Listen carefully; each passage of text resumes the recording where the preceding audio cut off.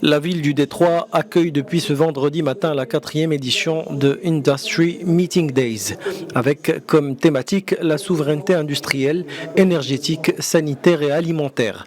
En présence du ministre de l'Industrie et celui de l'Inclusion économique, la souveraineté industrielle du Royaume a été magnifiée et la performance célébrée. Nous sommes fiers que l'industrie marocaine ait pu retrouver toute sa santé d'avant la pandémie, en récupérant 101% des emplois de 2019. Nous sommes aussi fiers de la transformation qu'a connue l'industrie marocaine, qui a pu non seulement répondre à l'ensemble des besoins du pays pendant cette pandémie, mais aussi à répondre aux besoins des pays amis.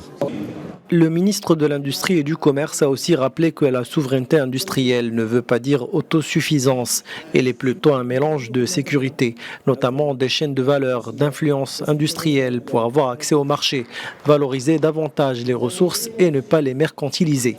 Pour sa part, le ministre de l'Inclusion économique a applaudi la dynamique de l'industrie marocaine qu'il a qualifiée d'exception dans une conjoncture post-sanitaire compliquée.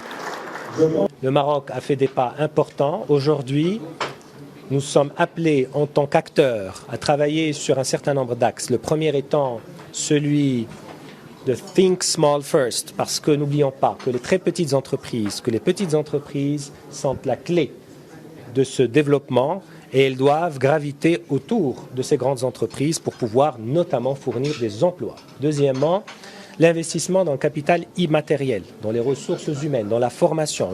Le ministre de l'Inclusion économique a aussi rappelé que la souveraineté industrielle contribue à la paix sociale et favorise non seulement la complémentarité publique-privée, mais génère aussi beaucoup d'emplois. Nous avons beaucoup travaillé avec les autorités sur ces sujets et donc la SUGEM elle est prête pour travailler sur ces enjeux de Made in Morocco, de la commande publique, de la décarbonation de l'industrie et surtout pour développer des industries fortes, à forte technologie, notamment les industries en lien avec l'industrie 4.0.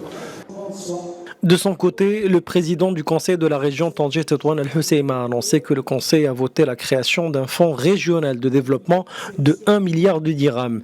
Il a aussi annoncé la création d'un agropole Al-Reish et bien d'autres projets de développement. Les participants n'ont pas manqué enfin de souligner l'importance de mettre en place un certain nombre d'actions pour soutenir le Made in Morocco et de travailler sur la charte de l'investissement et perfectionner le repositionnement du Maroc sur le Green Deal et les énergies propres.